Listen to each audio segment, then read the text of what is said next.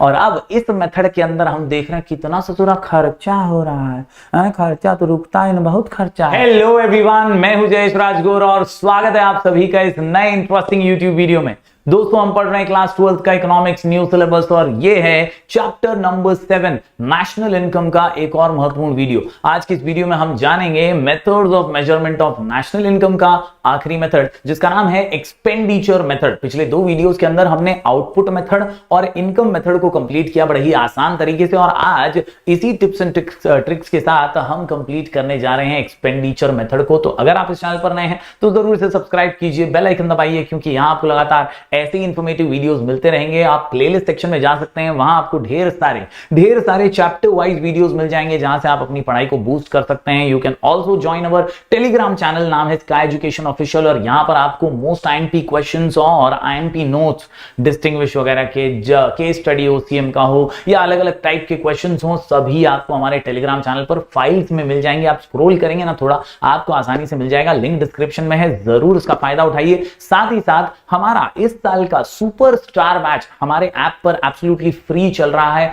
500 से भी ज्यादा स्टूडेंट्स इसका फायदा उठा रहे हैं, आप भी इसके साथ जुड़ जाइए। सुपर स्टार बैच 23 ये जो है इस साल के स्टूडेंट्स के लिए एब्सोल्युटली फ्री है। यहां पर आपको ढेर सारे नोटिफिकेशंस वीडियो के और अलग अलग सब्जेक्ट्स के मिलते रहते हैं। चलिए आज का वीडियो शुरू करते हैं, बिना देर किए हम जान लेते हैं नेशनल इनकम को कैलकुलेट करने का एक और खास मेथड। दोस्तों, पिछले वीडियो में हमने जाना कि नेशनल इनकम एग्जैक्टली क्या है। तो हमने देखा कि यार मॉडर्न इकोनॉमी में हर चीज पैसे से तोली जाती है, मनी इकोनॉमी है, and that is why national income of a country is also expressed in terms of money. National income को भी मॉनिटरी टर्म्स में ही एक्सप्रेस किया जाता है। सिमिलरली हमने जाना कि नेशनल इनकम है क्या, तो it is the flow of goods and services produced in an economy during a year. यानी एक साल में आपके देश में कितने गुड्स एंड सर्विसेज का प्रोडक्शन होता है, वही होता है national income. Flow of goods and services produced in an economy during a year. दोस्तों, ये इंट्रोडक्शन जरूरी है, इसलिए मैंने हर वीडियो में इंट्रोडक्शन शुरुआत में दिया है।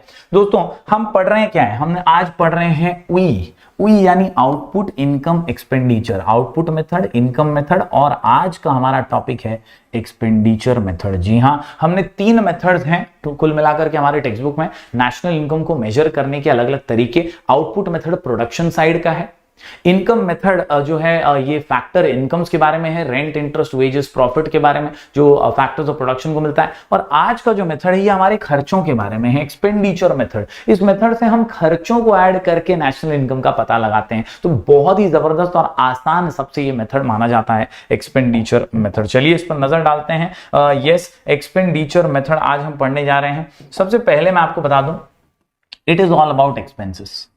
It is all about expenses। याद रखिए, the method of measuring national income is also known as outlay method। यानी बोर्ड एग्जाम में अगर outlay नाम से आए तो भी आपको आना चाहिए outlay method। इसके अलावा according to this method the total expenditure, ये लाइन बहुत इंपॉर्टेंट है, the total expenditure incurred by the society in a particular year is added together। क्या होता है, क्या होता है, इस मेथड की खासियत क्या है बॉस? अपने को तीनों मेथड की खासियत समझनी है। पहले मेथड में प्रोडक्शन कितना हुआ वो देख रहे थे, इनकम मेथड के अंदर कितनी आमदनी है वो देख रहे थे, और अब इस मेथड के अंदर हम देख रहे हैं कितना ससुरा खर्चा हो रहा है। खर्चा तो रुकता है ना, बहुत खर्चा है। तो याद रखिए, खर्चा कितना है वो ऐड करेंगे तो नेशनल इनकम का पता चलेगा। Income can be spent either on consumer goods और ऑन कैपिटल गुड्स। यानी खर्चे तो हम अलग अलग प्रकार के करते हैं। हम ड्यूरेबल नॉन ड्यूरेबल गुड्स के ऊपर करते हैं, कंज्यूमर गुड्स के ऊपर करते हैं, नॉन कंज्यूमर गुड्स के ऊपर करते हैं, रोटी कपड़ा मकान, वेरियस हमारे खर्चे हैं।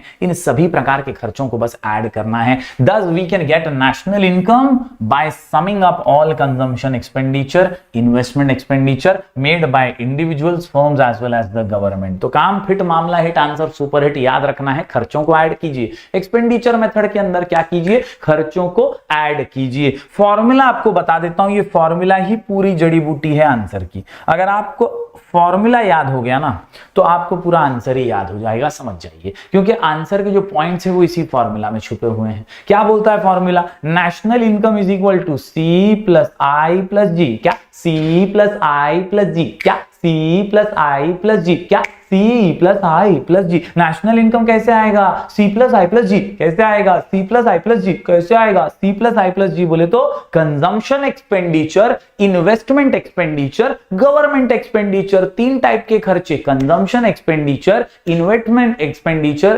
एक्सपेंडिचर और गवर्नमेंट एक्सपेंडिचर। तो तीन टाइप के खर्चे। इसके अलावा क्या है सर? तो इसके अलावा है एक्सपोर्ट माइनस इंपोर्ट और रिसिप्ट माइनस पेमेंट। फिर एक बार दोहरा देता हूं, हमें सारे खर्चे ऐड करने हैं।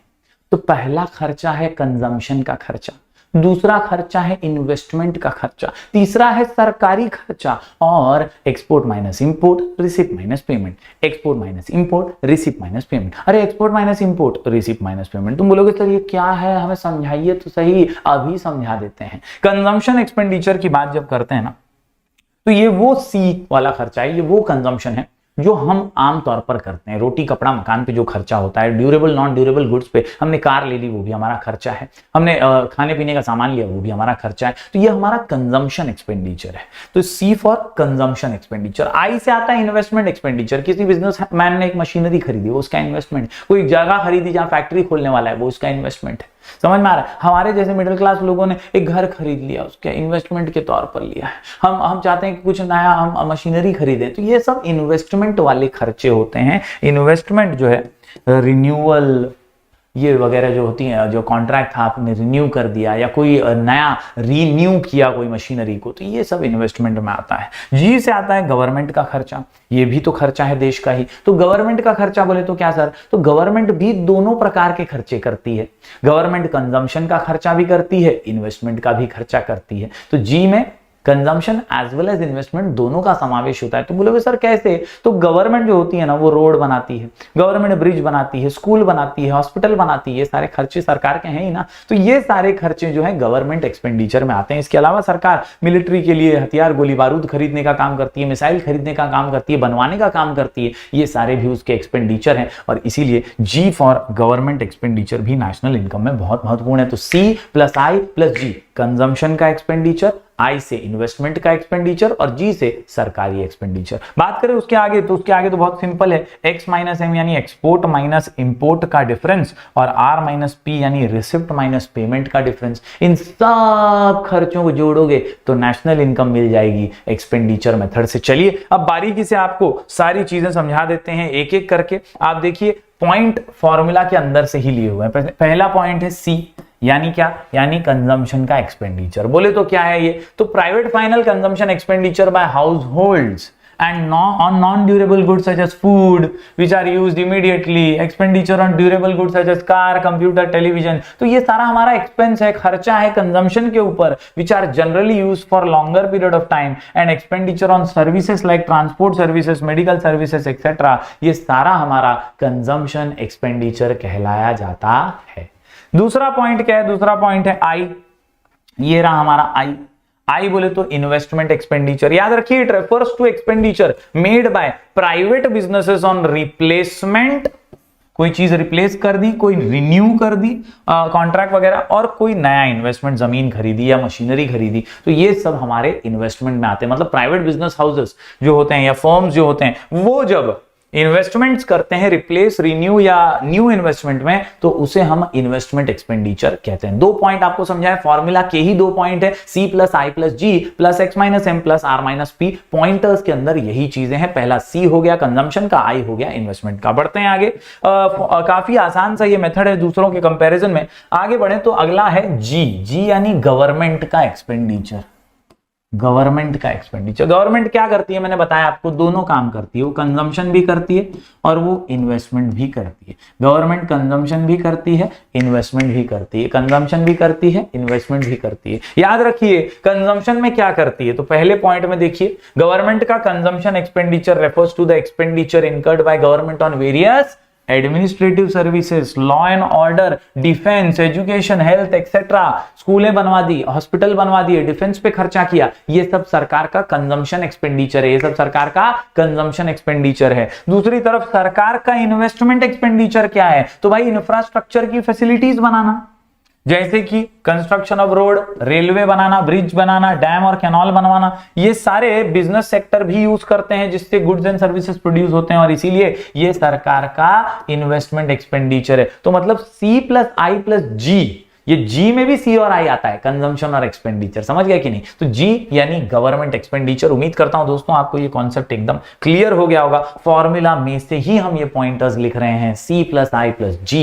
उम्मीद करता हूं तीनों समझ गए होंगे। इसके आगे और कुछ भी हार्ड एंड फास्ट नहीं है, काफी आसान है। आपको दिख रहा है यहां पर X - M यानी नेट एक्सपोर्ट्स और R - P यानी नेट रिसिप्ट्स। क्या होता है भाई? तो it refers to the difference between exports and imports. मतलब हम जब कितना एक्सपोर्ट करते हैं, कितना इंपोर्ट करते हैं, उसका जो डिफरेंस बचता है वो हमारा एग्जैक्ट जो है हमारे फॉर्मूला में ऐड हो जाता है of a country during a year. Similarly net receipt की बात करें, difference between expenditure incurred bye foreigners on domestic goods and services and expenditure incurred abroad by residents on foreign goods and services। हमारे लोगों ने बाहर के देशों में कुछ खरीदा तो वो हमारा एक्सपेंस है, और बाहर के लोगों ने हमारे देश में कुछ खरीदा तो वो हमारा इनकम है ना, अपने को पैसा मिलेगा, वो लोग कुछ खरीदेगा तो यही होता है। हमको जो मिला वो हमारा रिसिप्ट है, हमने जो गवाया वो हमारा पेमेंट है। R - P करके जो आंसर आएगा वो भी हमारे एक्सपेंडिचर मेथड में ऐड हो जाएगा। तो बेसिकली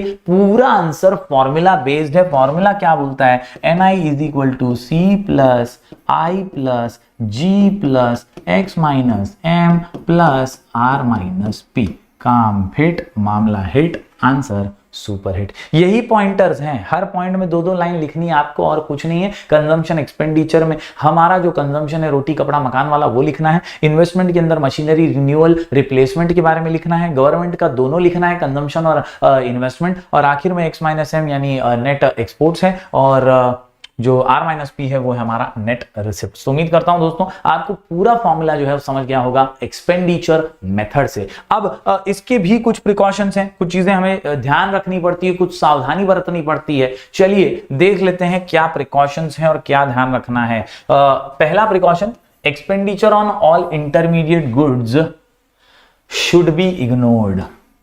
ये मैं शुरुआत से कह रहा हूं, पहले मेथड से हमें सिर्फ फाइनल वैल्यूज लेनी है, फाइनल गुड्स की वैल्यू लेनी है। गन्ना और गन्ने का जूस, गन्ना और गन्ने का जूस, याद रखिए गन्ने का जूस फाइनल प्रोडक्ट है तो उसकी वैल्यू काउंट होगी। हमें कोई भी इंटरमीडिएट गुड्स नहीं करने हैं in order to avoid double counting, ताकि 2 बार काउंटिंग ना हो। Expenditure on repurchase of second hand goods, क्योंकि सेकेंड हैंड गुड्स तो यार सेकेंड हैंड है, दूसरी बार हो रहा है खर्चा उसके ऊपर, तो वो खर्चा हम इसमें नहीं काउंट करेंगे। पहली बार जब खर्चा किया था आपने तो काउंट होगा, बार बार आप एक ही गुड्स को रीपरचेज कर रहे हैं तो फिर वो खर्चा नेशनल इनकम में काउंट नहीं किया जाएगा।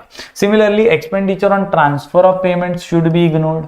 देखिए सिमिलर पॉइंट हैं प्रिकॉशंस के अंदर, अगर आप थोड़ा सा रिकॉल करेंगे ना, पहले 2 मेथड में भी यही पॉइंट्स थे, अभी भी यही पॉइंट्स है, सिर्फ प्रेजेंट करने का तरीका अलग है। यहां पर एक्सपेंस था, वहां पर इनकम था। यहां पर याद रखिए expenditure on repurchase of financial assets जैसे कि शेयर्स वगैरह जो हैं वो भी इंक्लूड नहीं होने वाले हैं। और आखिर में इनडायरेक्ट टैक्स को डिडक्ट करना है, सब्सिडीज को ऐड कर देना है। उम्मीद करता हूं ये पांचों आपको समझ गए होंगे। आखिरी में expenditure on final goods and services should be included और subsidy should also be included. याद रखिए 3 मेथड्स हमने किए।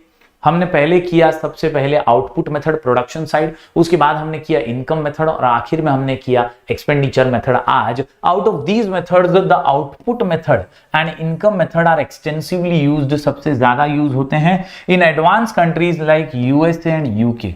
The income method is popular, expenditure method is rarely used by any country. मतलब ये जो आज हमने पढ़ा है वो ज्यादातर देश यूज नहीं करते because of its practical difficulties. In India CSO जो हमारी संस्था है वो कॉम्बिनेशन यूज करती है आउटपुट मेथड का और इनकम मेथड का नेशनल इनकम को पता लगाने के लिए। तो बेसिकली हमारे देश में कौन से 2 मेथड यूज होते हैं? आउटपुट मेथड और इनकम मेथड। उम्मीद करता हूं दोस्तों आज की इस वीडियो के जरिए आपको बहुत सारे कॉन्सेप्ट्स क्लियर हुए होंगे एक्सपेंडिचर मेथड के बारे में। और हम जो ये चैप्टर पढ़ रहे हैं बहुत इंपॉर्टेंट चैप्टर है, तो आपको कोई भी डाउट हो तो मैं आपको इंस्टाग्राम पे मिल जाऊंगा, मेरा आईडी है राजगोर जयेश वी। आप यहां पर डीएम करके मुझे अपने डाउट्स पूछ सकते हैं, मैं कोशिश करूंगा आपके डाउट्स को क्लियर करने की। साथ ही साथ मैं आपको बता दूं you can also join our superstar batch.